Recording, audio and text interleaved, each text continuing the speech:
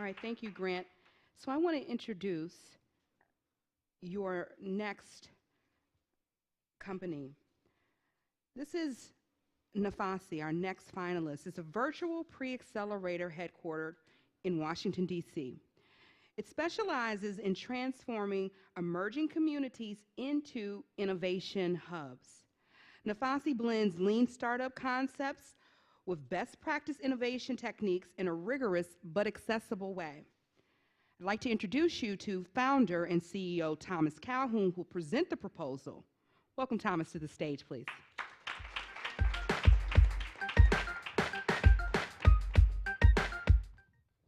Good afternoon, everyone. Thank you for having me, judges. So we've been talking a lot for the last 2.5 days about opportunity, and we've said that so many times in course inclusion. And so what I want everyone to know here is that Nafasi is Swahili for opportunity. And so we are building a virtual, over time we'll build a virtual innovation ecosystem which will enable underrepresented founders to enable us to build that pipeline for underrepresented founders. So we'll get right into it. That's not cool, but basically there's a fundamental problem here, and it's the failure to communicate, the failure to educate, and the failure to activate. So last year, Techstars Atlanta, keep in mind it's in Atlanta, had 600 people apply to their spring accelerator worldwide. Only 5 of them were black. And I know this to be true because I was one of the 5, right?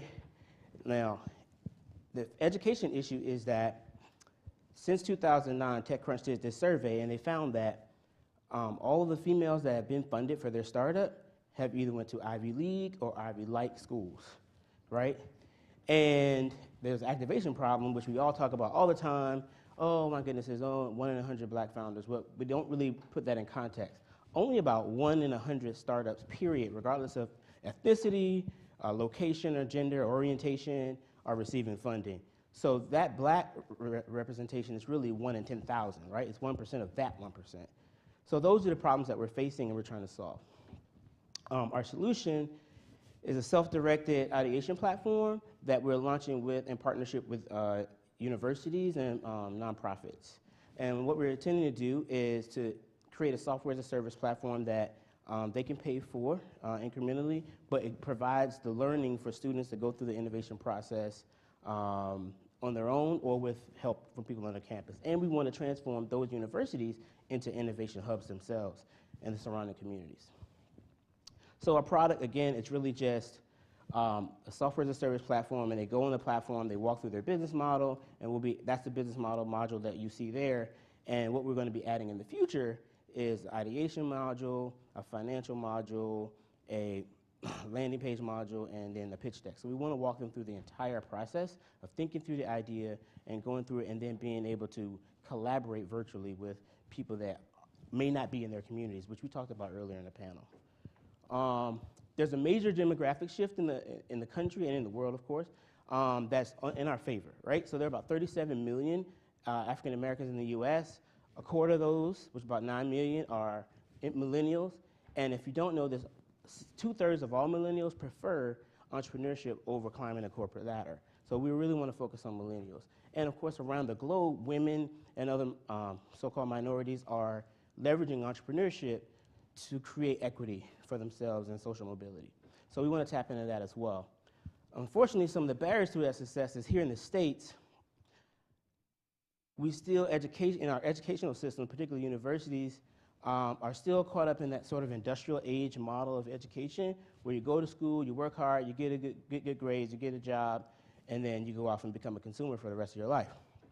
So we're trying to transform that, and the way we did that this year is through a program we put together called March Makers, which is kind of like it sounds. It's a tournament-style approach to, we want to make wealth a habit for university students, particularly underrepresented students, and we want to make sure, and we allow them to come on our platform and then compete. And we got 7 people just by using social media, which lets you know that Techstars isn't even trying, right?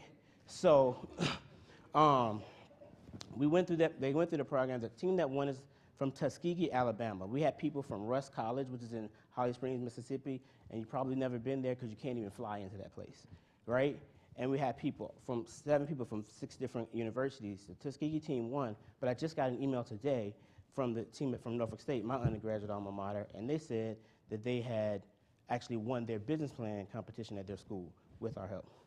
So this is why. The sleeping giant is completely woke at this point, right? We got Jay-Z, Nas, Tristan Walker, a Howard alum getting involved in tech, and people are starting to invest. So this is our team.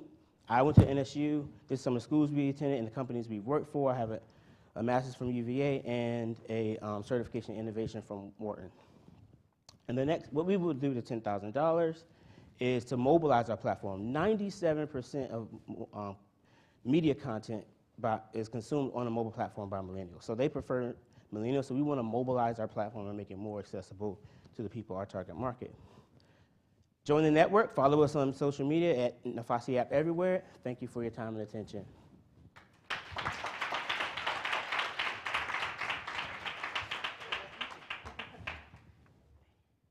Okay, thank you, Thomas. So I'd like to hear from our judges questions for Thomas about Nafasi. Thomas, great job. I just wanted to ask a question about the integration of, say, the graduates or people who are engaged in Nafasi with the broader capital network. So if you're coming in at that stage where, early stage, I'm assuming, entrepreneurs who are aspiring, how are you, beyond connecting with the universities and nonprofits to roll out these programs, how are you then moving them up the ladder to get kind of those larger checks, and what kind of partnerships have you created there? So, great question. I'm working with a group called TechCo in Maryland, and also for that contest I didn't mention, I went into my own pocket and supplied $5,000 to the school, $2,500 to the students team, but they have to start an actual business. Can't just buy jeans with it, and $2,500 to the university. So that's one way to capitalize and just get them going. Another thing, that TechCo has a program where they're offering $40 grand to people who just have an idea. So if they're a Maryland student, then I can pass them off to them, and I want to work with other non-dilutive or other programs to, get them started. The whole goal we talked about earlier is like friends and family round is really difficult for us. So over time, we want to have investors on the platform. That's why it's an innovation ecosystem, right? But we just have to build up the pipeline first, as everybody knows.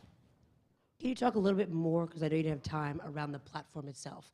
What happens that makes it a unique experience, particularly for entrepreneurs of color, that I would imagine is probably even more valuable if they had gotten a Techstar? So talk about what happens on the platform. So right now, we're just at the MVP stage, but our vision for raising more capital is to be able to contextualize content that actually speaks directly using the Ebroji style language to those communities. And also, I'm going to be honest with you, representation matters.